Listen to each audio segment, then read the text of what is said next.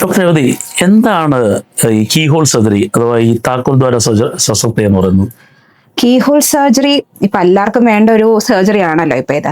അപ്പം keyhole surgery എന്ന് പറഞ്ഞാൽ നമ്മൾ ഏറ്റവും ചെറിയ മുറിവിൽ കൂടെ നമ്മളൊരു ക്യാമറ കയറ്റി നമുക്ക് ഏറ്റവും ഇമ്പോർട്ടൻ്റ് ആയിട്ടുള്ള ഇൻസ്ട്രുമെന്റ്സ് വെച്ചിട്ട് നമ്മൾ വയറിൻ്റെ ഉള്ളിൽ കാണാം, അല്ലെങ്കിൽ ഏത് സർജറിയാണ് ചെയ്യാൻ ഉദ്ദേശിക്കുന്നത് എന്നിട്ട് അങ്ങനെ കണ്ടിട്ട് ഏറ്റവും ചെറിയ മുറിവിൽ ചെയ്തു കൊടുക്കാൻ പറ്റുന്ന ഒരു സർജറിയാണ് കീഹോൾ സർജറി. എന്താണ് അതിന്റെ ബെനിഫിറ്റ്? എന്താ അങ്ങനെ ചെയ്യുന്നുണ്ട്? ഒരു കീഹോൾ സർജറി ചെയ്യുന്നുണ്ട് എന്താണ് ബെനിഫിറ്റ്സ് എന്ന് പറഞ്ഞാൽ ഞാൻ നേരത്തെ പറഞ്ഞ പോലെ ഏറ്റവും ചെറിയ മുറിവ്. അപ്പൊ ഏറ്റവും ചെറിയ മുറിവ് ഉള്ളത് കൊണ്ട് പേഷ്യന് നമ്മൾ സർജറിക്ക് ശേഷം പെയിൻ വളരെ കുറവായിരിക്കും. പിന്നെ നമുക്ക് സർജറി ചെയ്യുമ്പോഴും ബ്ലീഡിങ്, പിന്നെ അതിനുശേഷം വരുന്ന ഇൻഫെക്ഷന്റെ ചാൻസസ് അതും വളരെ കുറവായിരിക്കും. അപ്പൊ പെയിൻ ഇല്ലാത്തത് കൊണ്ട് അവർക്ക് എത്രയും പെട്ടെന്ന് ഹോസ്പിറ്റലിൽ നിന്ന് ഡിസ്ചാർജ് ആകുകയും ചെയ്യാം. പിന്നെ എല്ലാവരും ഈ ഇടയായിട്ട് എല്ലാവരും ബിസിയാണ് ലൈഫിൽ. അപ്പൊ ഏറ്റവും പെട്ടെന്ന് സർജറി ചെയ്ത് തിരിച്ച് വർക്കിലോട്ട് കയറുക എന്നാണ് എല്ലാവരും പറയുന്ന ഡിമാൻഡ്.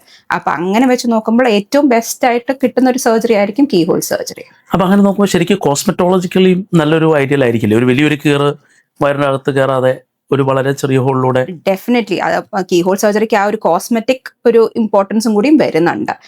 എസ്പെഷ്യലി പെണ്ണുങ്ങൾ എല്ലാവരും ഇപ്പൊ എല്ലാ സൗന്ദര്യം നോക്കുന്നതാണ് എല്ലാവർക്കും ആവശ്യമാണ്. അപ്പം അതുകൊണ്ട് കോസ്മെറ്റിക് വൈസും നമുക്ക് കീഹോൾ സർജറി നല്ലൊരു ആസ്പെക്ട് ആയിട്ട് മാറിക്കൊണ്ടിരിക്കുകയാണ്. എന്തൊക്കെ സർജറീസ് നമുക്ക് ചെയ്യാൻ പറ്റുന്ന കീഹോൾ വഴി?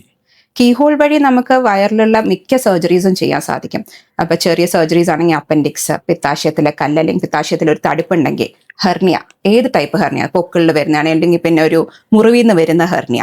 പിന്നെ കൂടിയ സർജറീസ് അല്ലെങ്കിൽ വൻകുടലിൽ ചെറിയ തടിപ്പുകളുണ്ട്, അല്ലെങ്കിൽ ക്യാൻസറിന്റെ ഉണ്ട്, അതുപോലും ഇപ്പം കീഹോൾ വഴി ചെയ്യാൻ പറ്റും. പിന്നെ ഗൈനക്കോളജിയിൽ നമുക്ക് ഇപ്പം ഗർഭപാത്രത്തിൽ എന്തെങ്കിലും ഒരു മുഴ, പിന്നെ ഓവറിയിൽ ഒരു സിസ്റ്റ് ഉണ്ട്, ഇതെല്ലാം നമുക്ക് കീഹോൾ വഴി ചെയ്യാൻ സാധിക്കുന്നതാണ്.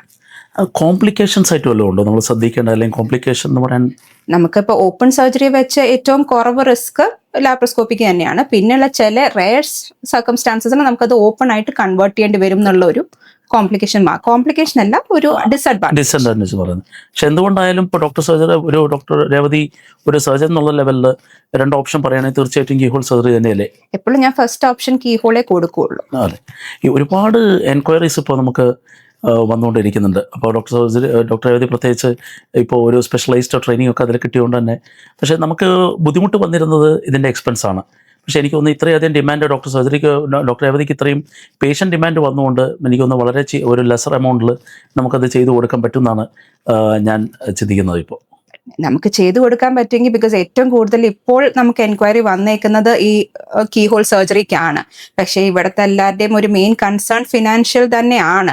ബിക്കോസ് പുറത്തെല്ലാവരും ചോദിച്ചുകൊണ്ട് വരുമ്പോൾ നല്ലൊരു എമൗണ്ട് ആണ്. അപ്പോൾ ഇവിടെ വരുമ്പം എന്തെങ്കിലും നമുക്ക് കുറച്ച് കൊടുക്കാൻ പറ്റുമോ എന്നുള്ളതാണ് മിക്കവരും അന്വേഷിക്കുന്നത്.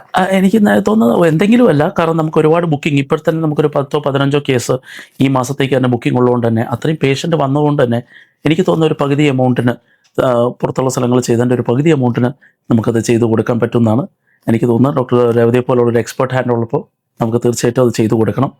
നമ്മുടെ സമൂഹത്തിന് വേണ്ടിയും അത് തീർച്ചയായിട്ടും റിക്വയർഡ് ആയിട്ട് എനിക്ക് തോന്നുന്നു. Thank you.